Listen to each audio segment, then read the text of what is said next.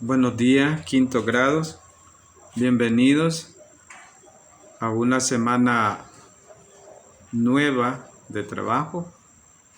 Después de haber pasado una semana de evaluación y con éxito, yo les felicito por todo el esfuerzo realizado y vamos a retomar las actividades propiamente académicas, virtuales, que corresponden a esta semana, con el tema de órganos reproductores masculinos y femeninos. También en este tema vamos a tratar así de manera general la función bien particular de cada órgano. Pues cuando nosotros hablamos de sistemas reproductores masculinos y femeninos, hay que hacer una diferencia entre los órganos externos y los órganos internos. En algunos casos no necesitamos mayor explicación para poder identificar los órganos externos. Sin embargo, hay casos como por ejemplo en los órganos externos masculinos que a veces tiende a haber una pequeña confusión, ¿verdad? Que más adelante vamos a tratar.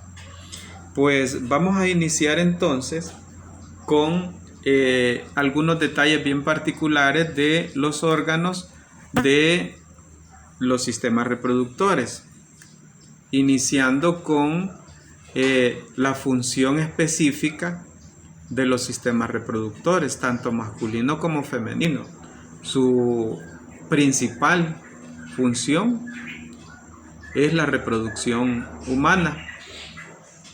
Para esto, pues prácticamente intervienen dos personas de sexo diferente, como ya sabemos. El hombre, que produce sus células sexuales llamadas espermatozoides, y la mujer, óvulos. ¿Sí? Vamos a partir de esa primicia, que el objetivo principal de los órganos reproductores o de los sistemas reproductores es específicamente la reproducción humana, perpetuar la especie. Que en qué momento es el más adecuado, el más propicio, pues eso ya es un proyecto de vida, ¿verdad? Que es otro punto.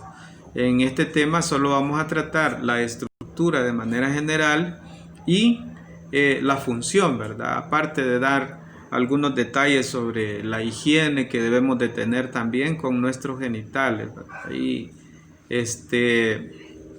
ser un poco flexibles con este tema en el sentido de que hay que tener un poco de más apertura, ¿verdad? Mental, porque hay que decirlo, estos temas sobre sexualidad, sobre educación sexual, orientación sexual, todavía están rodeados de muchos mitos, ¿verdad? De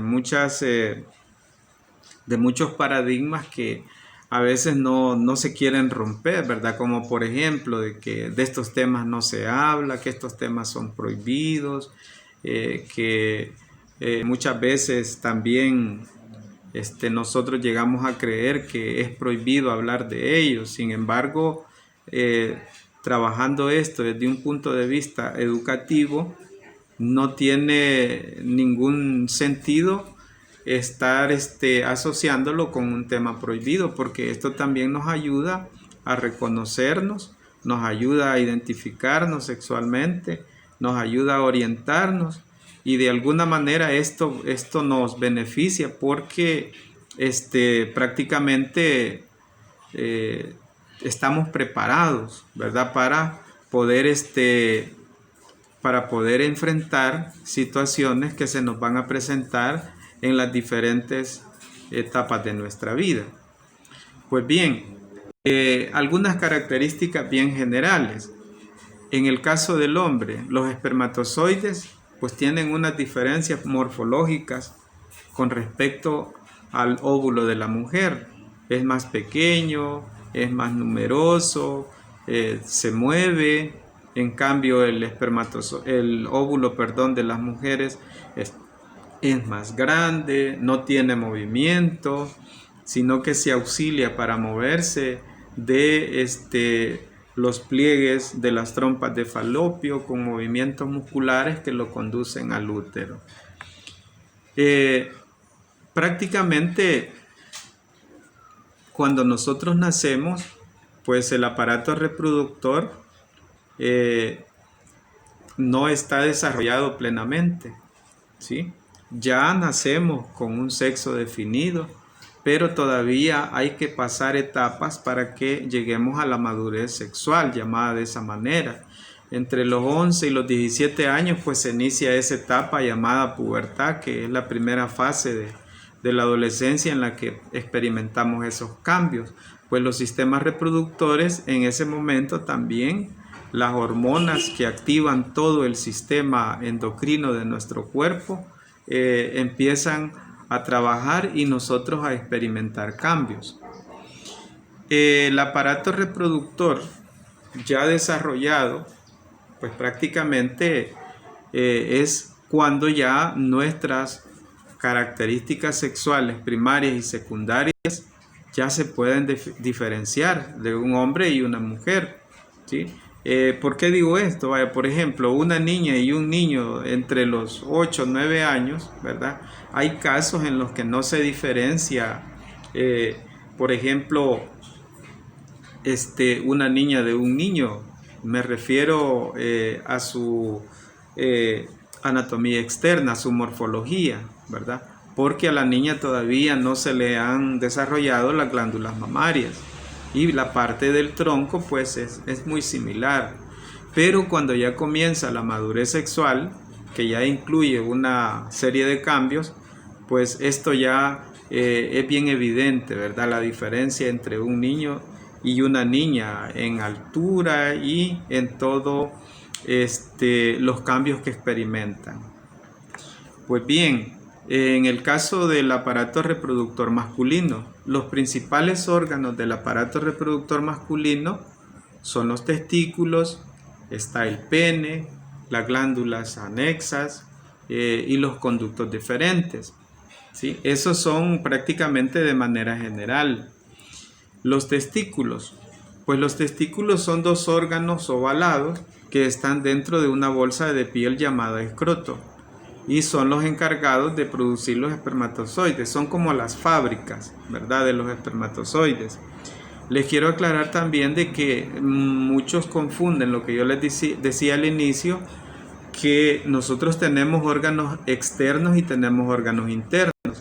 En este caso, cualquiera puede decir que los testículos son externos, pero los testículos están envueltos en una bolsa de piel llamada escroto. ¿Quién es el órgano externo? El escroto, ¿verdad? Que de paso tiene una función térmica porque enfría o calienta los testículos según es el momento, ¿verdad? Según es el ambiente y la temperatura corporal. Ahí en los testículos es la fábrica de los espermatozoides. Ahí se producen los millones de espermatozoides, porque a diferencia de las mujeres, nosotros los hombres producimos millones de espermatozoides. Ahí se fabrican millones de espermatozoides. En cambio, en los ovarios de las mujeres se madura normalmente solo uno cada mes. El pene, por ejemplo. El pene es un órgano cilíndrico formado por un tejido lleno de cavidades y cubierto de piel. En su interior prácticamente está la uretra, que también tiene una doble función. La uretra nos sirve a nosotros los varones para expulsar la orina, pero también a través de la uretra se expulsa el esperma, ¿verdad? Quiere decir que en el hombre tiene esa doble función, en la mujer no. En la mujer la uretra solamente sirve para expulsar la orina. Prácticamente la función del pene es única, ¿verdad? Está diseñado para eso, para hacer llegar los espermatozoides al interior del aparato reproductor de la mujer a través de una relación sexual, ¿verdad?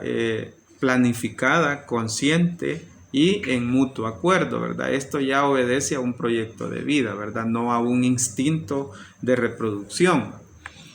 Las glándulas anexas, por ejemplo, la próstata y las vesículas seminales, que son las que se encargan de producir líquidos que al mezclarse con los espermatozoides forman lo que conocemos nosotros como semen o esperma, y este es el que sale por la uretra, ¿verdad? Donde van los espermatozoides, que al final son los que van a realizar la fecundación. La próstata y las vesículas seminales, ¿verdad? Prácticamente ayudan a que sobrevivan los espermatozoides, ¿verdad? Ayudan a que se fortalezcan en su camino en busca de un óvulo maduro. Los conductos deferentes, pues prácticamente son dos tubos que se conectan o que conectan los testículos con otras glándulas y por ellos viajan los espermatozoides. Son como las tuberías, si queremos nosotros comparar, desde los testículos hasta la salida de la uretra. Tienen que pasar por esa serie de conductos, esas tuberías internas, si las comparamos con eso, hasta el orificio de salida, que es la uretra. En el caso del aparato reproductor femenino, pues prácticamente los principales órganos son los ovarios. Los ovarios son los encargados de producir o de madurar, dicen muchos, los óvulos, que son las células sexuales que aporta la mujer en la reproducción. También están las trompas de falopio, que las trompas de falopio son dos, ¿verdad? Está el útero, la vagina y la vulva. Los ovarios son los que maduran los óvulos mes a mes, se turnan, ¿verdad? Como son dos, un mes el del lado derecho, un mes el del lado izquierdo, por ejemplo, ¿verdad? Por eso cuando la mujer experimenta la llamada menstruación, muchas veces ellas experimentan molestias propias de ese ciclo menstrual a un mes a un lado y en el otro mes lo experimentan en el otro lado.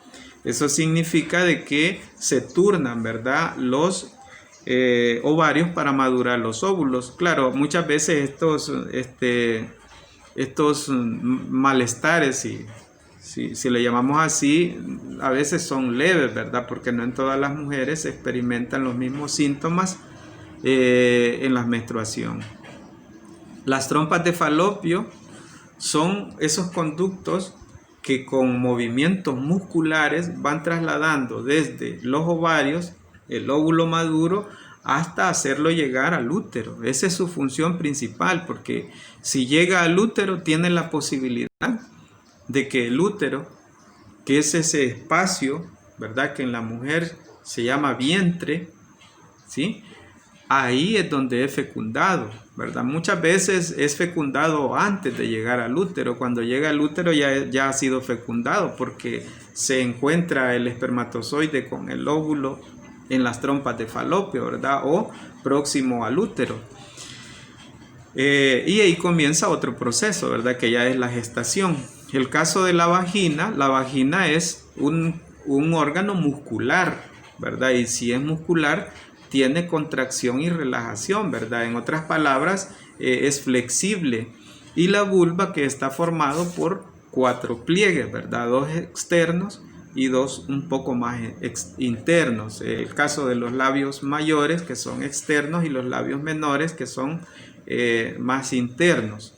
Y otros órganos que más adelante vamos a mencionar. Como les decía, los ovarios prácticamente son ovalados, del tamaño aproximado de una nuez, ¿verdad? Vaya, para que ustedes tengan una idea, una almendra, ¿verdad?, de la que nosotros conocemos. Y se encuentran en el interior del vientre de la mujer. Ellos son los encargados de producir óvulos. Esas células sexuales que al unirse con el espermatozoide van a dar origen a una nueva vida. El caso de las trompas de falopio son 2 conductos, ¿verdad?, que conectan los ovarios con el útero, donde se va a alojar el óvulo fecundado o el óvulo maduro, para que después, si no es fecundado, salga en flujo de sangre, a lo que nosotros le llamamos una menstruación. Luego tenemos el útero, que es un órgano hueco que tiene unas paredes gruesas y musculares y una cavidad en el interior. Las paredes gruesas por obvias razones, y es muscular también por obvias razones, porque un día si la mujer decide tener un bebé, ¿verdad? Esto no debe de ser una casualidad, ni una mala cuenta, ni nada por el estilo, sino que debe de ser algo planificado. El útero ya está diseñado para que el vientre de la mujer crezca, y en dimensiones que ustedes pueden observar algunas mujeres que el estómago, decimos nosotros, parece que va a tener 2 o 3 o 4 y realmente solo es uno. Pero esa capacidad que tiene el útero, ¿verdad?, de tener paredes musculares y gruesas, permiten que ese espacio se vaya agrandando y el bebé pueda desarrollarse libremente. La vagina prácticamente es un conducto de paredes musculosas, como les decía anteriormente. Comunica el útero con el exterior del cuerpo. A través de la vagina es que entran los espermatozoides en una relación sexual de consentimiento del hombre y la mujer. También es capaz de dilatarse para permitir la salida del feto durante el parto. La palabra dilatarse significa que se puede agrandar, ¿verdad? Si queremos un término más adecuado y más comprensible para ustedes. Se dilata porque cuando la mujer va a dar a luz, la cabeza del bebé, que es lo que sale primero o lo que debe de salir primero, debe de pasar, fíjense, por ese orificio pelviano primero y después por la salida de la vagina, y la cabeza prácticamente tiene que pasar. De hecho, la cabeza del bebé sufre una especie de deformación, ¿verdad?, de los lóbulos, porque se adapta a la forma, a la salida. Por eso muchos recomiendan de que en la hora del parto, ¿verdad?, que moldearle un poco la cabeza al bebé para que lleguen los lóbulos a su lugar específico, aunque esto también hay gente que dice que no hay necesidad de hacerlo porque solitos ellos luego vuelven a fusionarse, y no es que usted salga deforme de la cabeza, ¿verdad?, sino solo es una adaptación del cuerpo del bebé para poder salir a través de la vagina. El caso de la vulva, que es la parte exterior del aparato reproductor, o sea, los órganos externos, ¿sí? Yo les decía que hay pliegues, ¿verdad? Hay dos clases de pliegues llamados labios mayores, que son los que están al exterior, y los labios menores o inferiores, que son los que están cubriendo ya más internamente. Luego tenemos prácticamente que en esta etapa de la pubertad, pues los niños van a empezar a experimentar estos cambios y su aparato reproductor va a empezar a madurar, ¿verdad? Y esto no lo podemos detener nosotros. Las edades en que esto se experimenta, pues ustedes están en esa edad, ¿verdad?, en la activación del aparato reproductor, tanto masculino como femenino, aunque algunos dicen que hay alguna diferencia, ¿verdad?, que las niñas desarrollan más rápido que los varones y que los varones más tardado. Sí, hay casos bien evidentes que es así, pero ya es la misma genética, ¿verdad?, de la mujer que se prepara para la reproducción y desarrolla más rápido que los varones, pero también los varones llega un momento en que lo consiguen. Genéticamente el varón ya está, la altura, estoy hablando de aspectos heredados, ¿verdad?, de sus padres, porque la altura es heredada, ¿verdad? El color de cabello, de ojos, toda la parte fenotípica, la fisonomía que conocemos nosotros, eso es una herencia, y usted va a llegar a la altura que va a llegar, ya heredado, y ya no podemos hacer más, ¿verdad? Yo, por ejemplo, hubiese querido ser más alto, pero mi genética heredada de parte de papá y mamá, pues es la que me permitió llegar hasta la altura que tengo, ¿verdad? A veces cuesta aceptarlo, ¿verdad?, porque uno siempre en esta etapa no está a gusto con los cambios, ¿verdad? Uno quiere tener los ojos de fulanito, la altura de fulanito, el color de piel de fulano, pero eso es normal. Llega un momento en que usted entra a una etapa de aceptación y Y ya eso es mejor, ¿verdad? Yo se lo garantizo. Pues bien, en el caso de las niñas, pues estos cambios ocurren ya en la etapa en la que están ustedes, pues si no les han ocurrido, pues pronto será. Y esto no tiene que prácticamente generar temor, miedos. Ya les dije a ustedes que los mitos y las falsas historias sobre que estos temas son prohibidos, que usted no le debe de contar a nadie, no le debe consultar a nadie. Eso no es cierto del todo, porque yo estoy de acuerdo en que de esto se pueda tratar, pero yo siempre he sido cuidadoso y lo sostengo, que si usted tiene una consulta, una pregunta, una duda, una inquietud, vaya usted directamente a su mamá, a su papá, ¿verdad? También los maestros tenemos la disposición, ¿sí?, de poder orientarle a usted en temas sobre sexualidad. Un psicólogo perfectamente lo puede hacer, pero no vaya usted a buscar la respuesta a sus dudas en el mundo infinito del internet o a preguntarle a cualquier persona por ahí que le puede tergiversar toda la realidad y usted va a crecer creyendo cosas que no son. Así es que con este tema de los órganos reproductores masculinos y femeninos, pues prácticamente es el inicio de este cuarto periodo, ¿verdad? Aquí también tenemos la última parte en el caso de las niñas, la ovulación, ¿verdad? Lo que les espera, lo que ya están experimentando algunas, ¿verdad? Que ya maduran óvulos, lo que nosotros conocemos como menstruación.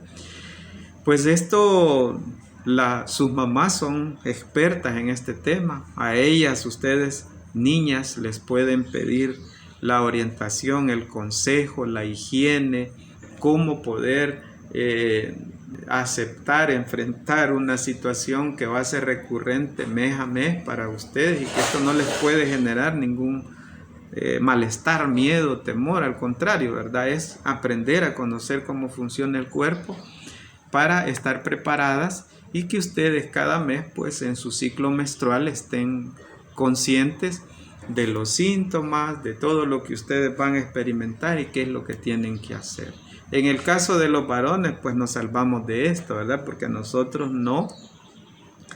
no experimentamos ciclo menstrual como la mujer, pero sí también nos pasan cosas, ¿verdad? Por ejemplo, los llamados sueños húmedos nocturnos, ¿verdad? Que hay erecciones involuntarias, que es la forma que utiliza el cuerpo para expulsar esperma por la uretra y pues mire, un día usted puede sentir la sensación de que está mojada su ropa interior y ahí también eso no lo debe de asustar, ¿verdad? De que usted se orinó o que pasa algo ahí raro. Puede ser que ya está el cuerpo preparándose para la fabricación y expulsión de esperma, ¿verdad? Que esto no es toda la vida, sino que solo es una etapa prácticamente que se experimenta. En el caso del ciclo menstrual de la mujer, sí, ¿verdad? Ahí sí, pues le tengo que decir de que la mujer madurará a lo largo de su vida aproximadamente entre 300 y 350 veces, ¿verdad? Esa es la cantidad de óvulos que va a madurar, que aproximadamente puede comenzar la primera menstruación por esta edad, ¿verdad? De los 12, 13 años y terminar ahí por los 45 años, ¿verdad? La llamada menopausia, ¿verdad? Y la primera, que es la menarquía, ¿verdad? O sea, la primera menstruación. Bien, espero que este tema sobre los órganos reproductores sirva para poder tener un poco de más conciencia en que es necesario conocer cómo somos internamente, ¿verdad? Cómo funcionan nuestros sistemas reproductores y sobre todo conocer cómo poder aceptar los cambios que se van a experimentar en esta etapa. Y sobre todo, ¿verdad? Hablando de la reproducción, que sea un proyecto de vida enfocado en una planificación de familia, ¿verdad? Y que esto no sea lo que pasa por ahí de malos ejemplos en otros lados, de que la niña quedó embarazada a temprana edad, que el papá no se hizo cargo y esas amargas historias, ¿verdad? Les cuento esto porque es una realidad, ¿verdad? Entonces, todo esto se los menciono para que ustedes también esto no lo vean como algo prohibido. Al contrario, debemos informarnos adecuadamente y estar preparados para el día en el que usted, dentro de su proyecto de vida, desee ser papá y ser mamá responsablemente. Así es que les dejo esta información y pasen buen día.